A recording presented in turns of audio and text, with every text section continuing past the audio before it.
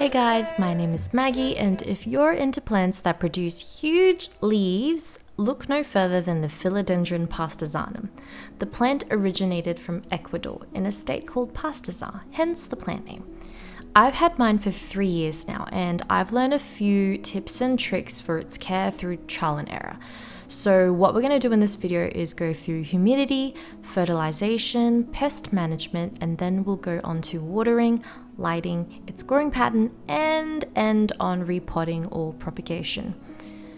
Let's begin with humidity. Now, I live in a subtropical region of Australia, so the humidity usually ranges from 50 to 70%.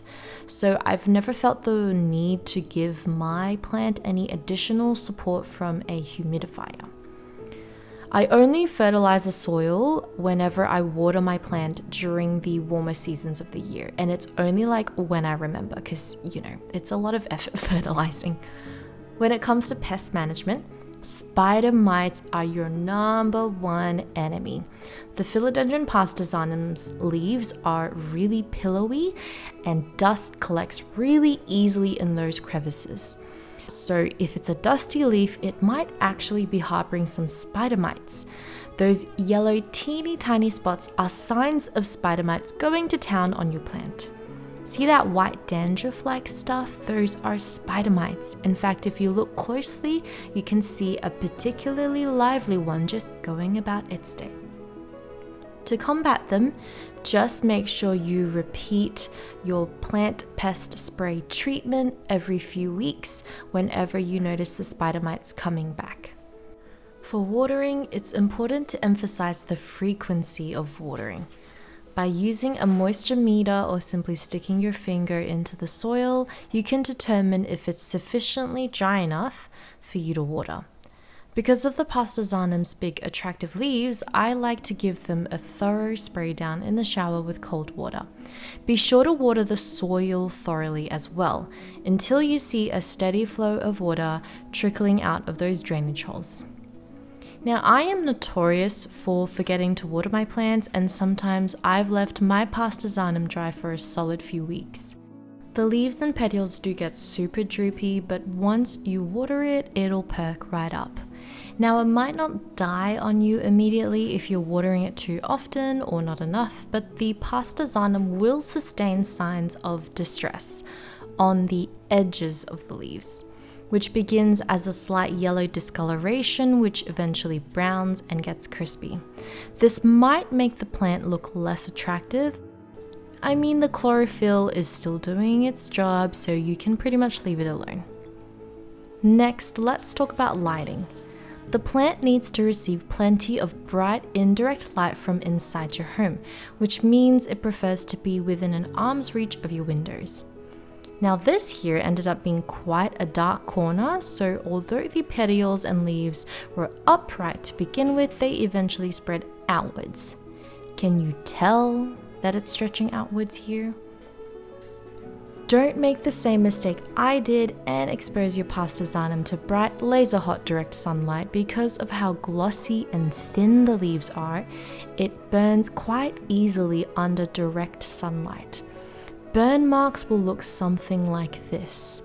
Those light brown patches cooked under the beams of the hot Australian sun. Now, I'll admit that it is difficult to differentiate between burn marks from direct sunlight versus signs of distress from watering too infrequently, but you'll get the hang of it once you learn what your Philodendron Pastazanum prefers in your home and under your care. In terms of its growing pattern, the Philodendron Pastazanum is a crawler. So unlike the climbing plants which like to grow vertically upwards, a crawler prefers to grow horizontally. I've got 3 stolons or rhizomes here. Each new leaf becomes the leading edge inch forward on the forest floor. Hence why the Philodendron Pastazanum is a relatively slow grower. Even so, my established Pastazanum consistently produces flowers and new leaves pretty much all year round.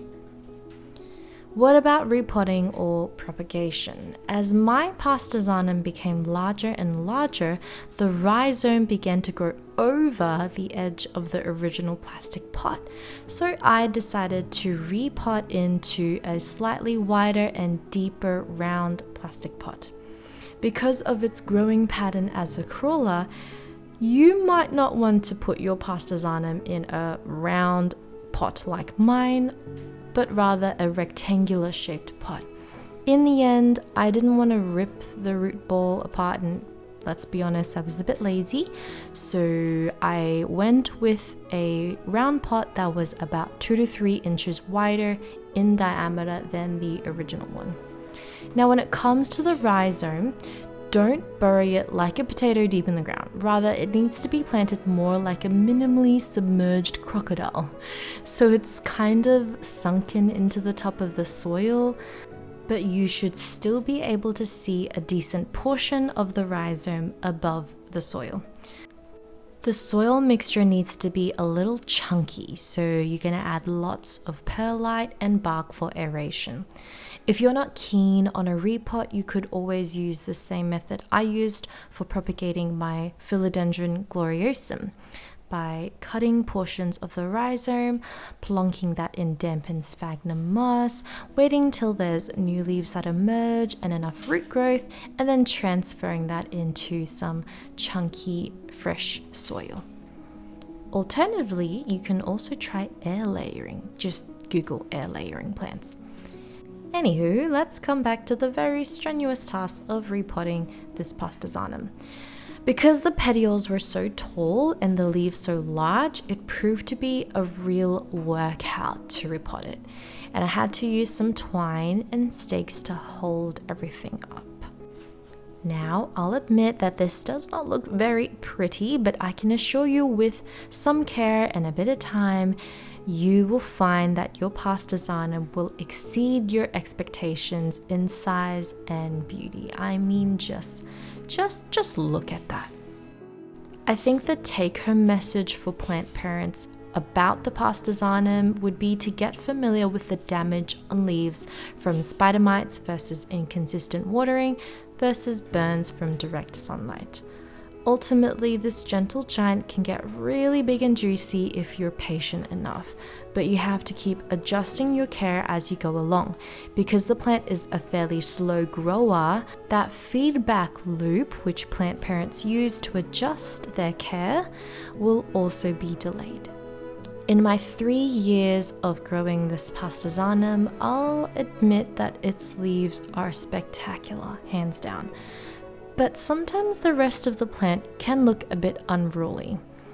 I think of the Pastazanum like the Michael Cera of philodendrons. It's endearing but awkward, and you just have to learn to accept it.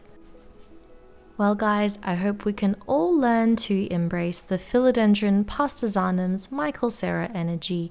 Don't forget to hit like and subscribe, or let me know how you care for your plants in your collection who are crawlers too.